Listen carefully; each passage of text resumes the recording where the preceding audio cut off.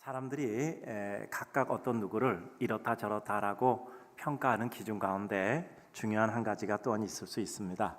그 사람은 항상 이전보다 늘 발전하고 진보해 라는 평가입니다. 어떤 사람은 늘 똑같아, 어떤 사람은 점점 나빠지고 있어 라고 평가할 수도 있겠죠. 이와 같이 늘 있는 상태에서 점점 좋아지는 사람이 있는가 하면 있는 상태에 머무르거나 점점 나빠지는 사람도 있을 수 있다는 것입니다. 아마 원인은 여러 가지 있을 것입니다. 환경을 극복하는 능력에 따라서 극복에 힘이 더 강한 사람도 있고, 또 환경을 잘 극복하지 못하는 사람에 따라서 또 어떤 일이든지 자꾸 좌절하는 경우도 있을 수 있다고 생각이 됩니다. 누구를 만나 교제를 하느냐, 어떤 선생님을 만나 배우느냐, 아니면 어떤 사람들과 더불어 어울리고 같이 일을 도모하는가에 따라서 아마 모든 것이 달라지리라고 생각합니다. 근데 이 중에서도 가장 중요한 것은 본인의 마음가짐입니다. 즉, 내게 주어진 모든 사태와 상황을 어떻게 받아들여 해석하고자 하는 해석력이죠. 즉, 여러 가지 어떤 일이 있을 때 이것이 나에게 어떤 의미일까? 실패 혹은 성공, 아니면 어떤 일이 내 마음에 들지 않음, 이와 같은 것 가운데서 내가 그것을 어떻게 해석해서 받아들일까 하는 것은 매우 중요한 것입니다. 즉, 우리들에게 해석의 틀, 이것이 우리들에게 매우 중요하죠. 우리 믿음의 사람은 믿음의 관점에서 해석을 하고 하나님의 은혜와 섭리의 관점에서 해석을 하니까 아마 이와 같은 것들이 상당히 또 다를 수 있으리라고 생각합니다. 또 진보와 발전에 강력한 의지를 가지고 있느냐, 그러지 못하느냐 하는 것도 매우 중요하겠죠. 우리 믿음의 사람에게 있어서는 믿음의 근거에서 어떤 것을 바라보고 평가하고 이뤄가는 것입니다. 이와 같이 우리가 살아가는 데 있어서 어떤 사람이 날마다 진보하고 있다 하면 그 사람은 훌륭하고 훌륭해질 가능성이 더 크다라고 말할 수 있습니다. 아브라함의 경우가 그런 겁니다. 아브라함은 먼저 하나님과 더불어서 어떤 그의 길을 시작할 때 특별함이 없는 사람이었습니다. 그의 조상 아버지는 데라라고 우상 장사를 했습니다. 즉, 우상을 만들어서 파는 사람이니까 믿음의 출신 성분으로는 그렇게 좋지는 않겠죠. 그런데 그와 같은 아브라함을 하나님께서 부르셔서 믿음의 길을 가게 하신 것입니다. 처음에는 아무것도 알지 못했지만 하나님께 대한 신뢰 하나만은 있어서 그는 아비본토 친척집을 떠나서 가나안을 향하여 가게 되었던 것입니다. 그런데 가는 도중에 하나님께 은혜를 받고 가는 곳곳마다 하나님께 예배, 제사를 드리고 또 가다 보니까 그는 축복도 받고 또 어떤 때는 너무나 누추한 자신의 모습을 발견합니다. 먹을 것 없어서 애굽으로 피신 갔다가 애굽에서 오히려 자기 아내를 뺏기게 되는 이와 같은 누추한 경우를 당하게 되죠. 그러나 하나님께서 오히려 그 아내를 뺏어간 바로의 집에 재앙을 내림으로 오히려 바로가 아브라함을 불러서 오히려 아브라함에게 많은 하사품을 줘서 보내는 이와 같은 경우도 체험하게 됩니다. 사실 그것은 아브라함의 큰 누추한 실수였죠. 자기 아내를 누이라고 사람들에게 속여서 자기 목숨 살려보려고 했던 이와 같은 결과의 산물입니다. 그런데 이와 같은 어려움을 겪으면서도 결국 아브라함의 믿음은 점점 커져갔던 것입니다. 나중에는 자기의 재산과 롯의 재산이 많아서 같이 관리할 수가 없어서 나눠야 될 때 오히려 아브라함은 롯에게 말합니다. 네가 좌하면 나는 우하고 네가 우하면 나는 좌하리라. 즉, 이와 같은 마음을 가질 수 있을 정도로 넉넉한 거죠. 이 넉넉함의 근거가 뭐라고요? 아브라함은 물이 많고 초지가 많은 곳에서 축복을 받는 것이 아니라 하나님이 함께하면 그 어떤 곳에도 축복을 받을 수 있다라고 그는 확신하고 있었던 것입니다. 정말 하나님께서는 아브라함을 축적하셔서 초지가 많고 물이 많았던 이와 같은 소돔 쪽으로 갔던 롯과는 달리 이 박토에서 정말 어려웠지만 하나님이 함께 하셔서 아브라함을 축복하심으로 아브라함이 큰 부를 이루게 됐습니다. 그래서 아브라함의 집에서 이렇게 개인적인 사병으로 기른 사람만 318명이 되도록, 그러니까 대단한 거죠. 개인이 그와 같은 축복을 받게 됐죠. 근데 이런 과정 속에서 한 가지 큰 어려움이 생겼습니다.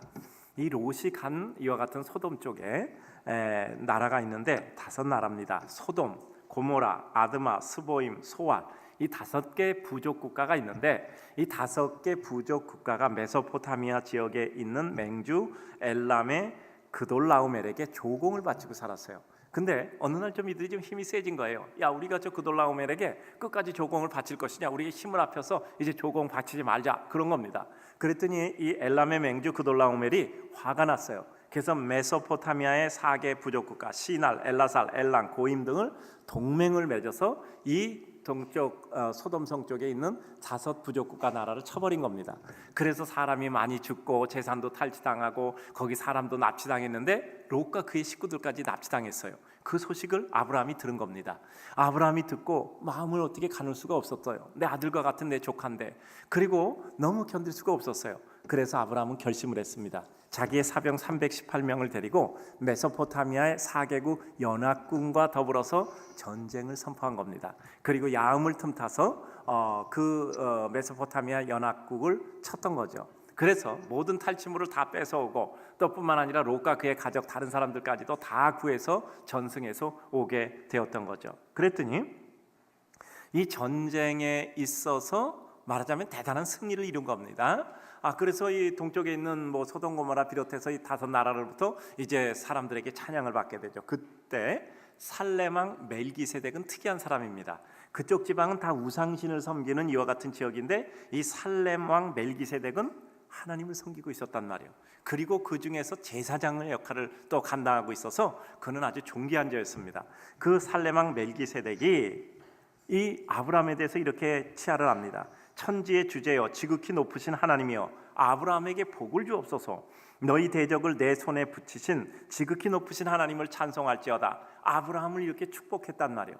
그랬더니 아브라함이 감동을 받아서 자기가 가져온 것 중에서 10분의 1을 멜기세덱에게 드렸어요. 그것이 11조의 기원이 된 겁니다. 즉 하나님이 축복하셨을 때 그 축복 속에 자기의 삶이 하나님의 은총을 받았다고 믿고 그 가운데 나는 하나님으로 축복받았습니다, 나는 하나님의 백성입니다라는 하나님과 나와의 관계를 확인하는 징표로서 감사의 11조를 드렸던 겁니다. 그래서 11조는 율법적인 게 아니에요. 11조는 율법 이전에 있었습니다. 율법은 모세 시대고 11조는 아브라함 시대에 이미 있었던 겁니다. 그래서 이와 같이 하나님 앞에 아브라함이 11조를 드리기 시작을 했습니다. 그것으로 말미암아. 그런데 이런 은혜 속에서 또 그 소돔 왕이 가만히 있을 수가 없었습니다. 소돔은 말하자면 그 동쪽 지역의 대표적인 또 나라였는데 소돔 왕이 아브라함에게 얘기합니다. 아브라함이여, 당신이 우리를 다 구해줬으니 이제 사람들은 우리에게 다 돌려주시고 당신이 다 뺏어왔지만 다 돌려주시고 모든 재물은 당신이 가져가십시오. 그랬더니 아브라함이 뭐라고 얘기를 하냐 하면은 나는 당신이 나에게 재물을 줘서 이런 탈취물로 부자가 되었다라고 평가받고 싶지 않다. 나는 단 하나도 가지지 않겠다. 다만 그동안 전투하느라고 먹은 식량 또 뿐만 아니라 전투에 참석했던 몇몇 사람들 그 사람들에 대한 목만 주고 나머지는 다 도로 니네들이 가져라. 나는 한 개도 안 가지겠다라고 이와 같이 얘기했던 거죠. 이것은 아브라함의 과거에 상처가 있었던 겁니다. 우리가 잘 아는 것처럼 아브라함이 흉년 때 애굽으로 내려갔다가 먹고 살려고 애굽으로 내려갔다가 자기 아내를 누이라고 속였다가 바로에게 뺏기잖아요. 근데 재앙 내려서 방금 말씀드린 것처럼 하나님이 바로에게 역사하심으로 바로가 아브라함을 불러서 왜 그런 얘기를 했냐 하면서 사라를 돌려주면서 오히려 이 하사품을 줘서 아브라함이 살게 되었단 말이에요. 나중에도 아마 그런 얘기 들은 것 같아요. 아브라함은 바로가 물질을 줘서 부자가 된 거야. 근데 아브라함은 그런 말 듣고 싶지 않았어요. 나는 하나님이 축복하신 거야. 하나님이 축복하셔서 이와 같은 것이 된 거지 바로가 나에게 뭘 줘서 된 게 아니야 라는 마음을 가지고 꼭 그렇게 얘기하고 싶었던 거예요. 그러니까 나는 소돔 왕 당신이 나에게 탈취물을 가지라고 해서 내가 부자 된 것이 아니라 나는 하나님이 축복하신 것이다 라는 얘기를 이와 같이 하고 있는 것. 나는 아무것도 안 가지겠다. 이와 같은 아브라함의 믿음이 그만큼 커져 있는 상태를 보여주고 있는 겁니다. 이와 같은 상태에서 불의한 제목을 취하지 않고 하나님이 축복하시는 축복을 나는 받겠다라는 마음을 가지고 있는 아브라함에 대해서 다시 한번 잠깐 더 조명을 합니다. 먼저는 어려움에 거한 사람을 돕고 구하는 의로운 사람 아브라함의 모습입니다. 아브라함이 점차 진바예요. 마음이 너그럽잖아. 네가 좌하면 내가 우하고 네가 우하면 나는 좌리라. 나는 어디 가든지 하나님이 나와 함께하면 승리한다. 이 정도까지 아브라함이 커진 겁니다. 근데 정말 그 박터 물 없는 곳에 떨어졌는데 거기서도 큰 축복을 받았단 말이에요. 그러니까 이 정도로 벌써 아브라함이 큰 하나님의 사람이 된 거예요. 그러니까 아브라함이 점점 가속을 붙이면서 하나님의 사람으로 만들어져 가고 있는 겁니다. 진정한 축복자의 길은 하나님과 그 백성을 위한 진정한 용기와 실행입니다. 롯이 어려움을 당했을 때 아브라함은 어떻게 했어요?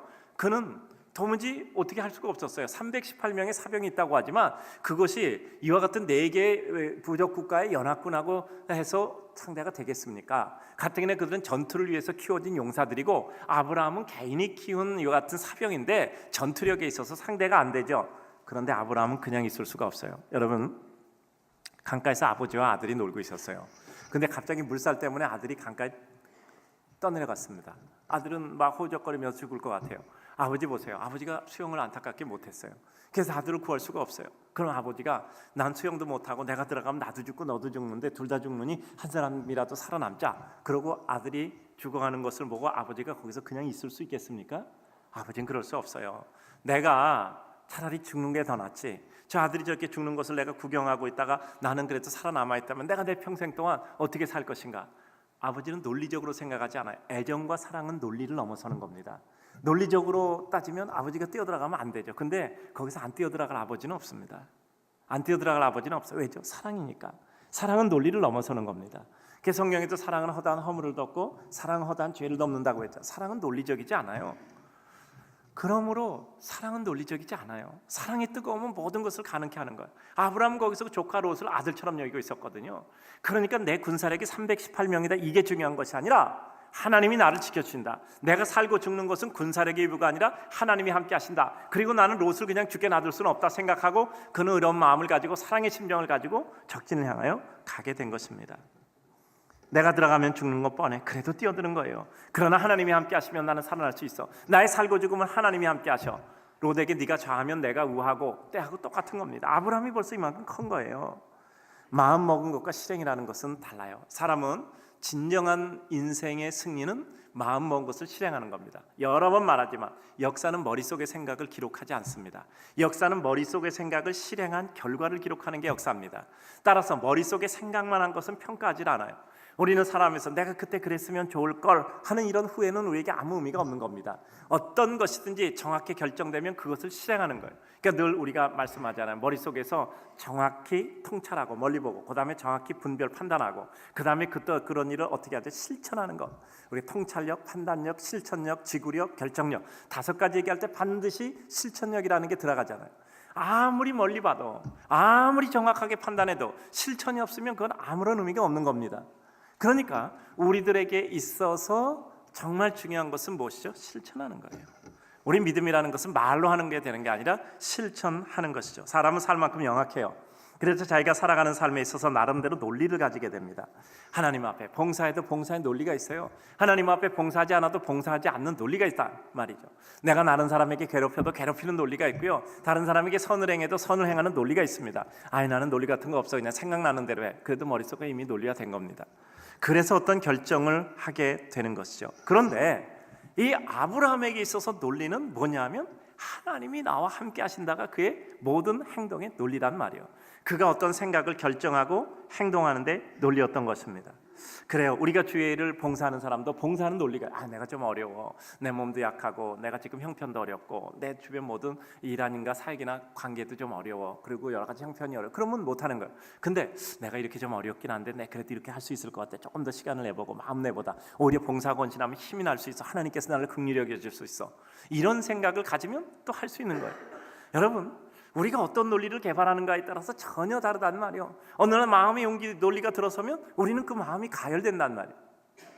여러 번 말씀드렸지만 이 교회가 13개월 될 때 32평짜리 상가 한 칸에서 예배를 드렸어요. 근데 그때 1년 되니까 430명이 작년이 모여서 예배를 드리더라고요. 근데 이 예배당을 그 정계부지인데 와서 여기서 이제 교회를 지라고 저희가 왔어요. 그럼 지어야 될지 말아야 될지 결정해야 되잖아. 결정이라는 것은 논리가 서야 결정이 되잖아. 근데 이걸 지을 수 있는 논리라는 건 단 한 개도 없어. 아니 그때 430명 모이는데 6개월 이상 다닌 사람은 절반도 안 돼. 그러니까 200명은 6개월 이상 안 일단 다녔고 230명은 6개월 이상 안 다니는 거야. 쉽게 얘기하면. 그러니까 6개월도 안 다닌 사람이 무슨 예배당을 짓겠어요. 6개월도 안 다닌 사람이.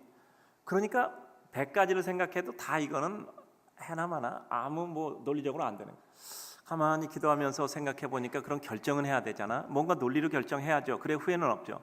근데 모든 게 안 되는 거야. 1년 예산이 그때 1억 8천만 원이었어. 근데 예배당 질 때 이게 30억 원이었다고. 그때 분당에 있는 50평짜리가 지금은 10배가 됐지만 그때는 1억 원 정도 된 때예요. 지금은 10배는 되잖아요. 근데 그런데 30억이 필요하다니까 그건 큰 돈이었었거든요. 1년 예산이 20배야. 그럼 뭔 논리가 있겠어? 이게 말이 되겠냐고. 근데 가만히 보니까 딱 논리가 하나 떠오르더라고요. 그래서 우리 교인들 앞에 그런 얘기를 했어요. 교인 2,000명이 되면 요거 363평이거든요. 조그만 땅이요. 요런 정도 예배당은 충분히 질 수 있습니다. 교인이 2,000명이 되면 딱 한 가지만 보고 결정합시다. 우리 분당중앙교회가 2,000명이 될 수 있는 교회인가, 2,000명이 될 수 없는 교회인가. 지금 우리가 조금 헌금을 내서 짓지만, 그러나 2,000명이 될 때 모든 성도들이 헌금을 해서 그때 헌당하면 됩니다 라고 제가 말씀드렸어요. 그래서 찬성 반대 손드니까 100% 찬성하더라고. 그래서 짓게 됐어요. 그랬더니 정말 1주년 때 그랬잖아요. 2주년, 3주년, 4주년, 3년, 그러니까 1년 반 정도 있다가 이제 여기 입당했잖아요. 그리고 1년 반 있다 4주년이 되니까 그때 정말 2,100명이 모이더라고. 그래서 그때 다 같이 헌금해서 그냥 헌당해 버렸어요. 그 논리가 맞은 거잖아. 그 논리가 맞은 거잖아. 그래요. 우리의 삶 가운데 어떤 논리가 설 때가 있단 말이에요. 아무것도 다른 논리는 없더라고. 분당중앙교회가 2,000명이 될 수 있으면 맞아. 근데 2,000명이 안 되면 그건 안 되는 거야. 이건 논리는 딱 하나예요. 가능한 논리는. 근데 성도들이 믿었고 그 믿은 대로 논리대로 3년 뒤에 그 일이 그대로 진행이 돼서 맞춰지게 됐어요. 여러분, 우리가 어떤 순간이든지 우리는 어떤 논리를 적용하는가에 따라서 나의 삶이 틀려. 내가 실패했다, 내가 성공했다 라는 것이 무엇을 의미할까? 여러분, 실패했다고 그게 끝까지 실패하겠습니까? 성공했다고 끝까지 성공하겠어요? 나는 어떤 논리를 적용할 것인가? 실패와 성공을 반복하면서 결과적으로는 더 큰 승리와 성공을 이뤄가겠다라고 생각하면 우리는 여러 가지 실패도 받아들일 수 있는 거예요. 근데 실패하고 성공하면 성공인 줄 알았더니 실패했네? 그럼 다음에 잘 돼도 또 실패할 거야? 이런 위축돼서 아무 일도 할 수가 없잖아요. 우리는 무조건 긍정적으로 생각을 가지는 게 아니라, 우리 이번에는 다르잖아요. 우리는 빚 한 번도 안 지고 입당하는 날 헌당한다. 분명히 말씀드렸잖아요. 우리는 입당하는 날 헌당은 끝나는 거야. 그래서 우리는 예배당 크게도 짓지도 않고 요만한 데도 조그맣게 짓고 우리 성도들이 힘써서 다 하고 그냥 예배 입당하는 날 헌당은 끝나요. 전혀 논리가 다르잖아. 전혀 논리가 달라요. 그것은 그때에 하나님께서 우리에게 어떤 은혜를 주시는가. 지금 빚지면 안 되는 시대야. 우리가 어떻게 해야 될까? 하나님이 우리에게 주신 은혜에 따라 우리는 가는 거잖아요. 하나님이 이때는 어떤 논리를 주고 이때는 어떤 논리를 주고, 이거는 뭐 그냥 기준도 없이 왔다 갔다 하는 게 아니라 하나님이 그 시대 속에서 우리에게 하시는 말씀 따라 우리는 가는 것일 뿐이잖아요. 그러니까 오늘 이 아브라함에게 있어서는 분명한 논리가 있었던 겁니다. 하나님이 함께 하시면 나는 318명 가지고 저들을 대처할 수 있어. 하나님이 함께 하시면 나는 어디 가서도 축복을 받아. 나는 어떤 땅도 하나님이 가시면 축복을 받아. 황무지에 가서도 꽃을 피울 수 있어. 이와 같은 마음을 가지고 가는 것이지요. 그래요. 그래서 어떻게 여러 가지 갈등이 있어도 그 갈등을 극복하는 겁니다. 제가 27살 때 교육전도사 처음 시작하면서 지금 같은 이런 목행정 백서를 만들었어요. 근데 첫 번째가 결실이주의 행사예요. 결실이주. 두 번째 보존자료이지. 대부분 교회에서는요, 대부분 다 긍정적이잖아. 긍정적이니까 처음에는 아주 내 처음은 창대하거니와 다 창대해. 그래서 그럴듯하게 다 얘기해. 근데 조금 가다 보면 대부분의 일은 잘 되는 경우보다는 사실 안 되는 게 더 많잖아요. 근데 그러면 흐지부지 없어지니까 모두가 입을 다물어. 아무 얘기도 안 해. 그다음 몇 달 지나면 아주 없는 얘기 되고 나중에 언급조차도 안 해. 그럼 맨날 세제비로 맨날 그렇게 시작하는 거야. 그건 안 된다. 마지막까지는 하고 거기에 대해서 평가하고 잘 됐으면 잘 된 대로, 안 되면 안 된 대로, 그럼 이걸 갖다가 여기서 어떤 교훈을 받으면 앞으로는 이런 일을 어떻게 할 거며 다음에는 어떤 일을 어떻게 시도할 것인가 라는 것이 마침표 찍고 그 다음에 넘어가요. 역사는 전달, 계승, 보존, 발전. 늘 말씀드리자, 전달되고 계승돼서 보존되면 그 보존이 발전되는 거거든요. 전달, 계승, 보존, 발전. 이와 같은 역사의 굴레에 있어서 마침표라는 것은 반드시 필요하단 말이야. 그러니까 하나를 딱 정리하고 다음 순간으로 가는 거야. 정리를 통해서 잘 되면 잘 되는 대로, 안 되면 안 되는 대로 우리는 그 가운데서 하나님의 뜻을 이뤄가는 거잖아요. 제일 나쁜 것은 중도에 그만두는 겁니다. 제일 나쁜 건 중도에 그만두는 거. 무슨 일이 있어도 끝까지 가서 마침표 찍어내요. 제가 말씀드리자, 창세기만 50번 읽는 것보다 더 좋은 것은 계시록까지 한 번 읽는 거야. 성경을 보면 창세기만 반들반들 달았어. 제가 말씀드렸잖아요. 낳고 낳으니, 이거 성경 10페이지도 안 읽어본 사람, 마태복음 10페이지만 넘겨봐. 낳고 낳으니 이런 말 없어. 10페이지도 안 본 사람이야. 그런 사람이 그런 얘기하는 거야. 해보지도 않은 사람이 말만 많이 한다고. 그러니까 우리들에게 있어서 분명한 것은 내 삶의 논리를 무엇으로 정할 것인가. 논리에 따라서 해석을 하잖아요. 그럼 나는 이걸 어떤 의미로 받아들일 것인가. 그럼 나는 어떤 것을 계획하고 어떤 것을 실행할 것인가가 우리에게 결정이 되잖아요. 아브라함에게는 그게 이미 서서히 자리를 잡고 있는 거예요. 최고봉이 뭐죠? 여호와 이레 사건이잖아요. 마지막에는 완성돼서 하나님 말씀하시면 나는 듣습니다. 이게 바로 아브라함의 논리가 돼버렸던 거예요. 그래요. 우리가 이 세상에서 어떻게 한다는 과정도 중요하지만 따라서 마지막 행동의 열매를 맺는 마침표 찍는 게 중요해요. 모든 거 하면 끝까지 해야 돼요. 끝까지 해야 됩니다. 그래요. 자, 우리 한번 따라서 합시다. 저는 시작하면 어떤 경우에도 완성은 합니다. 저는 시작하면 끝까지는 갑니다. 가슴 아픈 일이 있겠죠. 눈물 나는 일도 있고 속상하는 일도 있고 또 내가 누추하게 내가 너무 참 한심하고 내가 부족해 보이는 이런 때가 있겠죠. 나 자신에게 실망하는 때가 있겠죠. 그래도 가는 겁니다. 그래도 끝까지 가는 거예요. 마침표 찍고 뭐가 부족했나? 그럼 나는 다음에 어떻게 해야 될 것인가? 그럼 나는 이 가운데 어떤 교훈을 얻고 또 어떻게 해야 되는가?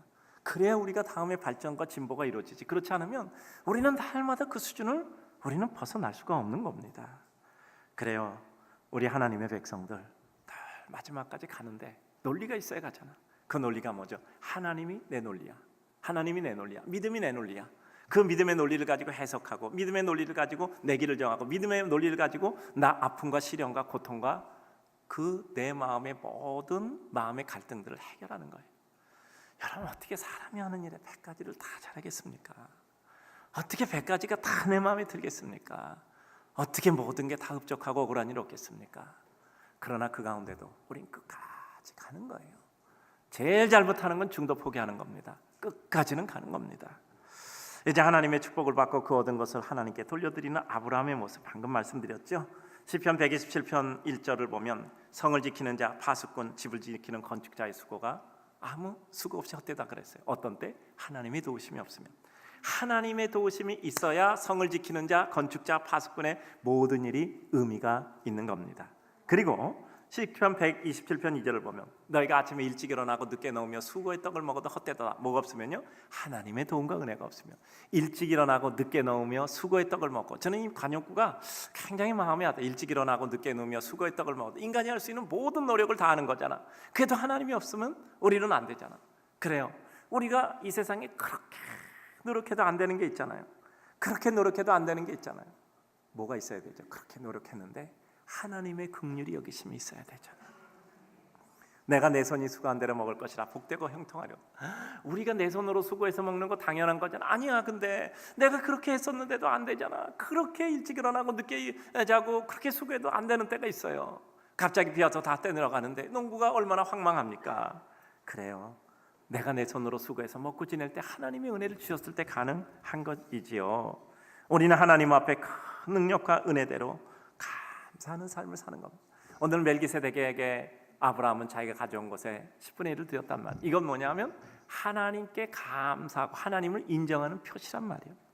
아브라함의 믿음의 영역이 점점 넓어져 가는 겁니다.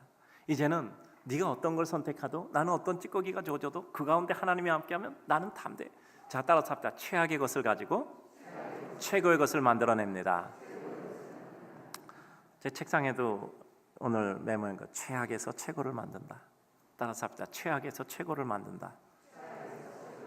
그러면요 우리는 많은 사람에게 도움을 줄 수 있어요. 우리가 그랬잖아요. 우리 이제 다음 주 예배 드리면 강야로 가야 돼요. 뭐 거기는 또 우리가 뭐 하루 종일 있을 수도 없고 이따 되면 시간 내면 다시 되면 딱 끝나고 거기서 청소해주고 다 나와야 된다. 청소도 깨끗이 해야 돼요. 안 하면 또 안 돼. 그러니까 모든 면에서 불편해. 그러니까 주중에는 어디 모일 데도 없어. 근데 우리는 들어올 때 붕에서 들어온다고 말씀드렸잖아요. 왜죠? 그래야 교회 없는 교회들이 위로를 받고 용기를 가지고 소망을 가지고. 세상의 95%는 루저입니다. 95%는 실패자예요. 내가 잘해서 용기를 줄 수 있는 사람은 5%인데 내가 잘못했는데 잘해서 용기를 줄 수 있는 사람은 95%예요. 후자가 훨씬 더 우리는 많은 사람에게 도움을 줄 수 있어요. 그렇기 때문에 우리는 내가 어려울 때 잘해야 돼. 내 여건이 좋지 않을 때 잘해야 돼. 내가 정말 실패했을 때 거기서 일어나야 돼. 그때 다른 사람에게 도움을 줄 수 있어요. 우리 잘 먹고 잘 살자고 예수 믿은 지는 오래됐잖아요. 처음에는 우리 하나님 앞에 날 때 다 어렵고 핍절된 사람이 왔어요. 병든 자, 자식이 귀신 들린 자, 그리고 배고픈 자, 그리고 꿈과 소망이 없는 자 주님 앞에 나왔습니다. 그저 인생을 한탄하는 자가 주님을 만났어요. 그런데 주님을 만나니까 그 인생에 새로운 세계가 열리게 되는 겁니다. 뭐죠? 하위 가치가 전문자라는데 상위 가치를 발견하는 거예요. 이게 전문자라서 거기다가 내 코 박고 거기서 살려고 했는데 나는 그것과 전혀 다른 세계가 내게 있어. 내 이전에 몰랐어. 그러니까 상위 가치를 잡기 위해서 하위 가치는 슬며시 버리는 거야. 하위 가치를 버리고 상위 가치를 잡는 거예요. 인생의 상위 가치를 발견하면 우리는 하위 가치는 나에게 더 이상 하찮은 문제가 돼버리는 거예요. 그러니까 우리는 상위 가치를 찾기 위해서 내 삶을 가는 거예요. 사마리아 수가성 우물가 여인, 물길로 왔다가 그 물동이를 버리고 동네 가서 사람들을 데려와 예수 그리스도를 믿게 하잖아요. 그에게 새로운 가치가 생긴 겁니다. 삶에 새로운 용기가 생기고 삶에 새로운 소망과 기쁨과 감격이 생긴 거예요. 그 삶을 설레게 하는 뭔가 새로운 기쁨의 체계와 기쁨의 세계가 그 안에 열리게 된 겁니다. 마음의 지경이 점점 넓어지는 거예요. 우리 인생이라는 것은 내가 무엇을 가지고 기뻐하는가에 따라서 우리 인생이 달라지는 거예요. 밥 먹는 게 내 최고의 기쁨이다 생각하면 밥 잘 먹어야 돼요. 그런데 내가 남을 도와주는 것이 내 인생의 최고다 생각하면 남을 도와주면 그렇게 행복할 수가 없어. 그 사람 도와주기 위해서 내가 수고하고 애쓰고 일하는 거야. 내가 하나님께 영광을 돌린다. 내가 하나님께 영광 돌리는 게 무엇일까? 내가 사람을 기쁘게 하는 것. 그래서 그것을 가지고 하나님이 기뻐하신다면 내가 어려운 사람을 도와주고 싶고 기뻐하고 그것 때문에 잠 못 이루고 그러면 너무 기쁘고 행복해. 우리 인생은 내가 무엇을 가치로 여기느냐에 따라서 내 삶의 모든 것이 다 재구성되는 거예요. 그래요. 진보하고 발전하는 거. 우리가 처음에는 낮은 수준에서 예수를 믿지만 시간이 지나면 우리들에게 있어서 새로운 상위 가치를 발견하게 되는 거예요. 그래요. 그래서 어떤 조건 속에서도 감사하게 되잖아요. 하나님께 감사하고 나와 하나님과 관계를 확인해서 하나님께 이와 같이 11조를 드렸단 말이에요. 마지막으로는 하나님의 영광을 나타내는 일에 방해가 되는 일은 하고 싶지 않은 이와 같은 의연한 모습이에요. 아브라함이 이전에 자기네 삶을 답습하고 싶지 않았어. 내가 그렇게 누추하게 살다 바로에게 하사품 받아서 그것 가지고 내가 좀 먹고 살아서 그것 가지고 사람들은 내가 바로에게 하사품 받아서 부자 됐다고 얘기하는데 난 그게 너무 가슴 아픈 거야 라고 아브라함은 생각했을 겁니다. 베드로가 주님 3번 부인했잖아요. 부활하신 예수님이 베드로에게 묻잖아. 요한 아들 시몬아 네가 나를 사랑하느냐? 베드로는 너무 가슴이 아픈 거야. 주님, 나는 지금도 내 마음은 주님을 사랑한다고 말씀드리고 싶어요. 그러나 나는 내 말을 지킬 능력이 없다는 걸 이제는 알게 됐습니다. 베드로가 주님을 사랑하는 것은 거짓이 아니라 진실이에요. 근데 그 진실을 지킬 능력이 그에게 없는 거야. 또 진실을 지킬 능력이 없어서 굴절되는 거예요. 여러분 인생이 여러분에게 거짓말합니까? 거짓말하는 건 아니에요. 나 당신을 사랑해. 근데 마음이 변해. 사랑하지 않은 거 아니야. 사랑한 거야. 근데 마음이 변한 건 그 사랑을 유지할 능력이 없는 거야. 또 다른 거 보니까 마음이 변하고 또 흔들리는 거예요. 배반했다고 생각하세요? 배반한 게 아니야. 사랑을 유지할 힘과 능력이 없는 거예요. 그렇게 인생을 바라보면 우리 인생을 가엾이 볼 수 있잖아요. 인생을 측은하게 볼 수 있을 때 그 측은지심이 우리들에게 사랑의 발로가 되잖아요. 그렇지 않으면 우리가 인생을 어떻게 살아갑니까? 사람들은 다 배반자고 사람들은 다 거짓말장이고 그럼 우리가 인생을 어떻게 사랑하고 어떻게 사랑하지 않는 인생들을 바라보고 기쁘게 살 수 있겠습니까? 그래요. 우리는 하나님을 늘 의식하는 사람으로서 하나님만이 나의 힘이 되고 하나님만이 내 능력이 되고 그것을 통해서 하나님께 영광을 돌려드리고 싶은 거예요. 내 인생의 꿈은 하나님께 영광을 돌리는 게 돼버리는 거예요. 그래요. 오늘 주님을 사랑하는 성도님은 우리는 잘 돼도 주님의 인도로 잘 돼요. 여러분 기도 안 하고 잘 되면요 필연적으로 내 공로가 나온다니까. 기도 안 하고 잘 되면요 내가 애쓰고 수고하고 내가 이렇게 참 못해서 이렇구나 하는 이런 자부심들이 생기면서 그것이 나를 교만하게 만들어 공로주의가 된단 말이야. 근데 기도하고 또 기도하고 노력하고 애쓰고 잘 되면 그다음 하나님이 은혜를 주셔서 이렇게 돼요. 잘 돼도 하나님이 주셔서 은혜가 돼. 그러니까 그 다음에 더 겸손해. 그러니까 하나님께서 더 잘 되게 해주셔. 그리고 그걸 잃어버려도 하나님이 또 나에게 주셨다 또 걷어가셨으니 하나님이 또 주실 거야. 내가 내 능력으로 잘해서 생각하다 잃어버리면 세상 다 끝나는 거야. 세상 다 끝나는 거야 세상. 여러분 그래서 우리는 열심히 일하면서도 기도해야 돼요. 열심히 일하면서도 기도해야 되고 하나님의 자비 정말 내가 입술의 언어가 아니라 정말 내 마음의 언어로 나의 나 된 것은 하나님일 뿐이다. 그리고 하나님의 은혜 없으면 나는 살 수 없었다. 이런 고백들이 우리의 고백일 때 우리는 하나님의 사람이 되는 거죠. 아무 일도 하지 말라는 거 아니에요. 농부가 밭 갈고 씨 뿌리고 잡초 뽑고 벌레 잡아주고 가물면 또랑에서 물 퍼다 줘요. 그래도 근본적으로 하늘에서 비가 와야 되잖아. 또랑까지 마르면 물 못 주잖아. 햇빛이 없으면 곡식은 자라지 못하잖아요. 살지 못하잖아. 아무리 노력해도 하나님이 은혜 주셔야 돼요. 근데 그럼 노력도 안 하면 되냐? 하나님이 다 주시는 거 아니죠. 햇빛과 물로 비를 주셔도 내가 밭을 갈지 않고 심지도 않고 뿌리지도 않았는데 뭘 거두겠습니까? 그래서 늘 말씀드리지만 노력도 성령 충만이라는 거예요. 노력도 성령 충만이야. 노력하는 것도 성령 충만이요. 그런데 그 노력만 해서 되는 게 아니라 노력도 성령 충만의 일부니까 노력하고 그 다음에 나는 하나님의 거룩한 성령의 은혜에 의해서 나는 그 성령의 힘에 의해서 내 마음이 뜨겁게 달궈져야 된단 말이야. 사람이 어떤 일을 이룰 때 이루는 때 알잖아요. 마음에 뜨거운 열정이 솟아날 때, 하나님이 성령의 뜨거운 충만함으로 마음에 열정을 주실 때 아이디어도 떠오르고 새로운 영감 속에 무엇인가 획기적인 사실이 발견도 되고 발명도 되고 우리에게 다가오게 되는 거예요. 마음이 뜨거워질 때가 있잖아요. 마음이 달궈질 때가 있잖아요. 이때 새로운 획기적인 전환의 역사가 생기는 거잖아요. 그래요.